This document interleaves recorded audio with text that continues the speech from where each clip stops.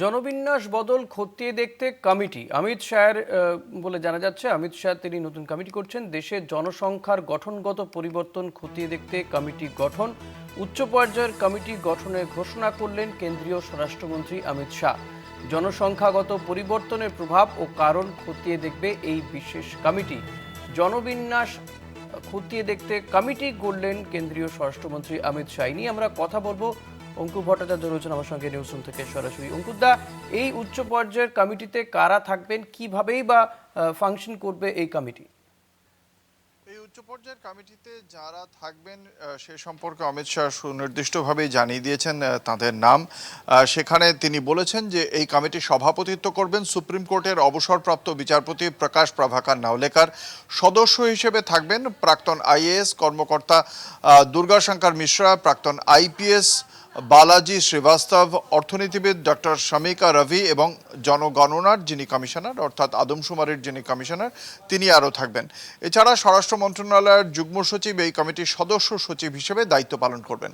মূলত যেটা আমরা বারংবারই দেখছিলাম যে এর আগেও 2025-এর 15ই অগস্ট প্রধানমন্ত্রী নরেন্দ্র মোদী তিনি যখন জাতির উদ্দেশ্যে ভাষণ দিয়েছিলেন সেই সময় প্রধানমন্ত্রী নরেন্দ্র মোদী বলেছিলেন যে যেভাবে অনুপ্রবেশ ঘটেছে সেই অনুপ্রবেশের ফলে ডেমোগ্রাফি বা জনবিন্যাস বদলে গিয়েছে।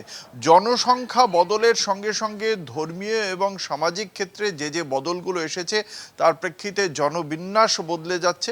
এই বক্তব্য দীর্ঘদিন ধরেই হিন্দুত্ববাদী এই দল ভারতীয় জনতা পার্টির ছিল এবং তার ভিত্তিতে প্রধানমন্ত্রী নরেন্দ্র মোদী গত 15ই অগস্ট এই বিষয়টি নিয়ে বলেন যে এ বিষয়ে একটি বিশেষ কমিটি গঠন করে এই কতটা বদল হয়েছে, বদল হয়ে গেলে সেখানে কি করণীয় দরকার তার সমাধানে তা নিয়ে একটি কমিটি গঠন করা হবে। সেই যে ঘোষণা ছিল 2025-এর 15ই অগস্ট, সেই কমিটি আজকে গঠন করা হলো। যে কমিটিতে যারা থাকবেন, যে প্রশ্ন তোমার ছিল ঋষিকেশ, সেই তাদের নাম বললাম। আজকে অমিত শাহ একটি দীর্ঘ পোস্ট করেছেন, যে পোস্টে তার বক্তব্য যে যেভাবে জনসংখ্যাগত পরিবর্তন হয়ে যাচ্ছে অস্বাভাবিকভাবে, সেই অস্বাভাবিক জনবিন্যাস বদলের ফলে ভারতের সার্বভৌমত্ব, জাতীয় নিরাপত্তা, সামাজিক ভারসাম্য এবং আদিবাসী সমাজ সংরক্ষণের ক্ষেত্রে একটা বড় রকমের চ্যালেঞ্জ তৈরি হয়েছে বলেই মনে করছেন অমিত শাহ। কেন্দ্রীয় স্বরাষ্ট্রমন্ত্রী এই কারণেই এই কমিটি গঠন করেছে। এই কমিটি পুরো বিষয়টি তারা খতিয়ে দেখবে। তারা বলেছেন অবৈধ অভিবাসন এবং অন্যান্য অপ্রাকৃতিক কারণে যে জনসংখ্যাগত পরিবর্তন, যে জনবিন্যাসের পরিবর্তন, এটার একটা বিশদ মূল্যায়ন করা হবে। ধর্মীয় এবং সামাজিক সম্প্রদায় পর্যায়ে অস্বাভাবিক জনসংখ্যা যে স্থানান্তর হচ্ছে সেটার কারণটা এবং ধরনটা বিশ্লেষণ করবে এই কমিটি এবং এর জন্য একটা পরিকল্পিত এবং টাইম বাউন্ড সমাধান তারা দেবে। এই যে টাইম বাউন্ড বলা হচ্ছে, নির্দিষ্ট সময়ের মধ্যে এই কমিটি তাদের রিপোর্টটাও দেবে এবং তার ভিত্তিতে পদক্ষেপ করবে প্রশাসন। ফলে এই বিষয়টি নিয়ে যে আগামী দিনে বড় একটা রাজনৈতিক বিতর্কের সূত্রপাত হতে চলেছে তাতে কোনো সন্দেহ নেই। ইতিমধ্যেই আমরা জানি যে এই অনুপ্রবেশ ঠেকাতে ভারতীয় জনতা পার্টির কেন্দ্রীয় সরকার তারা যে বিএসএফকে আরও 50 মিটার এগিয়ে আসার অনুমোদন দিয়েছে, সেই বিষয়টিকে কেন্দ্র করে আরও অনেক জায়গায় গণ্ডগোল শুরু হয়ে গিয়েছে। বিজেপি শাসিত রাজ্য রাজস্থানের বিকানিরেও এই বিএসএফের এই পদক্ষেপের ফলে কিছু সমস্যা হয়েছে। অনুপ্রবেশ, চোরাচালান, ড্রোন ভিত্তিক মাদক পাচারের মতো এই যে নিরাপত্তার চ্যালেঞ্জগুলো, এগুলো একটা বড় ফ্যাক্টর। সেক্ষেত্রে এই নতুন কমিটি কাজ শুরু করলে তারা এই জনবিন্যাস বদলে যাওয়াকে নিয়ে কি তাদের মূল্যায়ন হয় এবং সেই মূল্যায়নের ভিত্তিতে সমাধানের জন্য কি করণীয়, সেটা কিন্তু একটা বড় ফ্যাক্টর। কারণ ইতিমধ্যেই আমাদের রাজ্যেও সেই হোল্ডিং সেন্টার তৈরি হয়ে গিয়েছে, যে জনবিন্যাসের জন্য সীমান্ত পারের অনুপ্রবেশকারীরাই প্রধান দায়ী বলে মনে করছে কেন্দ্রীয় সরকার বা বিজেপির নেতা।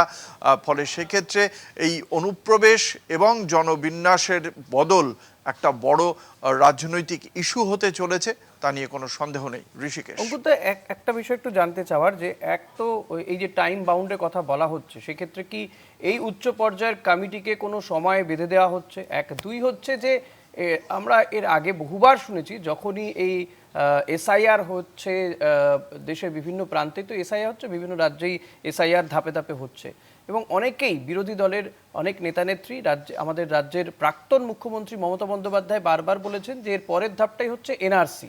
কোথাও গিয়ে কি এনআরসির আগে এই এই জনবিন্যাস বদলটা খতিয়ে দেখার একটা কারণ মানে এর পরে কি, এর পরের ধাপটাই কি এনআরসি, এমন কোনো আশঙ্কা কি করছেন রাজনৈতিক মহল?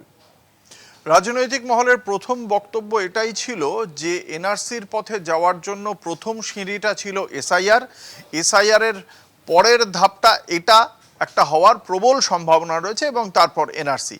এবং সেক্ষেত্রে এই এসআইআর এর পর এই ধাপটা ঠিক কিভাবে এগোবে, টাইম বাউন্ডের কথা তার এক্সপোস্টে লিখলেও কেন্দ্রীয় স্বরাষ্ট্রমন্ত্রী এ বিষয়ে কতদিনের সময়সীমা ধার্য হয়েছে এই বিশেষ এম্পাওয়ার্ড কমিটির জন্য, সেই সময়সীমাটার বিষয় কিন্তু তার পোস্টে তিনি উল্লেখ করেননি। কিন্তু এক্ষেত্রে বলা হয়েছে যেহেতু টাইম বাউন্ড, ফলে এই কমিটি যখন গঠন হয়েছে তখন তার জন্য যখন নির্দিষ্ট বিজ্ঞপ্তি বেরোবে, সরকারি বিজ্ঞপ্তি, সেই গেজেট নোটিফিকেশনে নিশ্চয়ই সেক্ষেত্রে সেই কমিটির জন্য কত সময়ের মধ্যে তাদের এই মূল্যায়নের রিপোর্ট গভর্নমেন্টের হাতে তুলে দিতে হবে সেটা নিশ্চয়ই তাদের জানিয়ে দেওয়াই হবে। এবং সেক্ষেত্রে সেই কমিটি কিভাবে কাজটা করবে এবং তাদের কাজের ক্ষেত্রে এই জনবিন্যাস বদলে যাওয়ার জন্য তাদের মাপকাঠি কি হবে, কিসের ভিত্তিতে তারা বলবেন এই এলাকায় এত সংখ্যক মানুষের মধ্যে এই ধর্মের সম্প্রদায়ের অমুক আর বাকি ধর্ম সম্প্রদায়ের, এবং এই কারণে এটাকে বলা হচ্ছে যে এখানকার জনবিন্যাস বদলে গেছে, কিসের ভিত্তিতে বলবেন সেই মাপকাঠি বা প্যারামিটার খুব গুরুত্বপূর্ণ। এই ডিটেলস বা খুঁটিনাটি তথ্য কেন্দ্রীয় স্বরাষ্ট্রমন্ত্রীর পোস্টে নেই, কিন্তু এই বিষয়গুলোই গুরুত্বপূর্ণ হয়ে উঠবে। কতদিনের মধ্যে এই মূল্যায়নটা হবে, এই মূল্যায়ন করার ক্ষেত্রে প্যারামিটার্সগুলো কি রাখা হবে, এবং তার ভিত্তিতে যদি দেখা যায় কোনো একটি নির্দিষ্ট অঞ্চলে জনবিন্যাসের বেশ খানিকটা বড় রকমের বদল হয়েছে তাহলে পদক্ষেপ হবে। এবং কেন্দ্রীয় সরকার এখনো পর্যন্ত এটা জানায়নি যে মূল্যায়নের ভিত্তিতে যদি দেখা যায় যে এত শতাংশ, এবার এই কত শতাংশ, 20% না 50% বদল হলে সেটা জনবিন্যাসে বড় রকমের বদল বলে ধার্য করা হবে, তার ভিত্তিতে পদক্ষেপ হবে। এই প্রত্যেকটা বিষয়ে এখনো পর্যন্ত জানার বাকি রয়েছে। কেন্দ্রীয় স্বরাষ্ট্রমন্ত্রী যে পোস্টটা করেছেন তাতে প্রত্যেকটা বিষয় উঠে আসছে যে কত মানে এই প্রশ্নগুলো থেকে যাচ্ছে যে কবের মধ্যে দিতে হবে, মূল্যায়নের পদ্ধতি কি, ভিত্তিটা কি, প্যারামিটার্স কি বা মাপকাঠিটা কি, কত বদল হলে সেটাকে জনবিন্যাসের বড় ভিত্তি বলে ধরা হবে, কত শতাংশের নিচে থাকলে সেখানে কোনো পদক্ষেপ করা হবে না কেন্দ্রীয় সরকারের পক্ষ থেকে। এখানে আমার তোমার এই বক্তব্যগুলো থেকে আমার আরেকটা প্রশ্ন জাগছে মনে, যে এই গেজেট নোটিফিকেশন জারি করার আগে স্বরাষ্ট্রমন্ত্রী এমন একটা সোশ্যাল মিডিয়াতে পোস্ট করলেন কেন? কোথাও গিয়ে কি জল মাপতে চাইলেন তিনি? যে প্রশ্নগুলো উঠছে তোমার আমার আলোচনাতে, এরকমই হয়তো রাজনৈতিক মহল আরো বেশ কিছু প্রশ্ন তুলতে পারে, সেটাই কি চেষ্টা করলেন তিনি?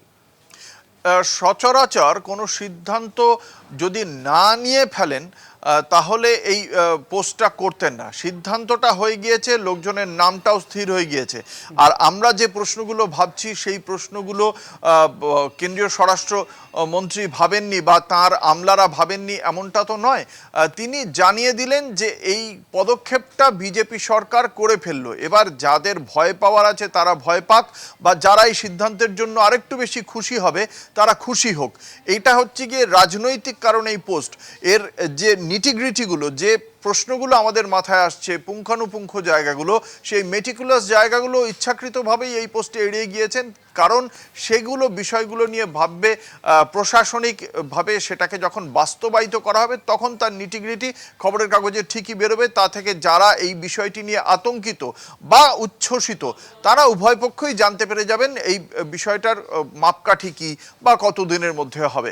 কিন্তু এই মুহূর্তে তিনি তার রাজনৈতিক বিষয়টি জানিয়ে দিল যে ভারতীয় জনতা পার্টির সরকার অনুপ্রবেশকারীদের পেছনে ঠেলে দেওয়ার বা সেই নির্দিষ্ট দেশে পাঠিয়ে দেওয়ার জন্য তারা উন্মুখ হয়ে রয়েছে এবং তারা তার জন্য প্রয়োজনীয় কার্যকরী পদক্ষেপ করছে। এই রাজনৈতিক পদক্ষেপটা তিনি ঘোষণা করে দিলেন, কিন্তু এই নিটিগ্রিটিগুলো বা যাকে বলা যায় যে পুঙ্খানুপুঙ্খ পদক্ষেপের যে ডিটেলস, বিশদ বিবরণ তিনি ইচ্ছা করেই এড়িয়ে গিয়েছেন বলেই প্রাথমিকভাবে মনে করা হচ্ছে।